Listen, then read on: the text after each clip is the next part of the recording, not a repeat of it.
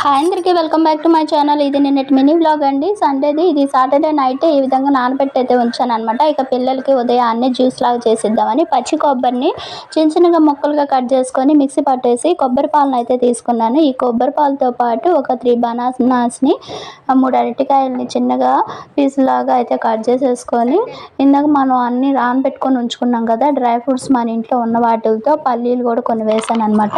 వీటన్నిటిని కూడా మిక్సీ అయితే పట్టేసుకున్నాను. నానబెట్టుకున్న వాటర్ కూడా పోసేసాను అనమాట. దీంట్లోనే ఇప్పుడు కొబ్బరి పాలు ఇంకా ఆ 3 కట్ చేసి పెట్టుకున్న అరటిపండు ముక్కలు కూడా యాడ్ చేసేసి మెత్తగా మిక్సీ అయితే పట్టేసేసాను. కావాలంటే కొంచెం పాలు యాడ్ చేసుకోవచ్చు కావాలనుకుంటే. కొబ్బరి పాలు లేకపోతే ఇంట్లో పాలన్నా కూడా యాడ్ చేసుకోవచ్చు. ఈ విధంగా అయితే పిల్లలకి మిల్క్ షేక్ లాగా ఇది ఎట్లా అయితే ఇచ్చేసాను అనమాట. కొంచెం ఏమన్నా గార్నిషింగ్గా బాదం ఇంకా ఇలా పౌడర్ లాగా అయితే చల్లేసాను.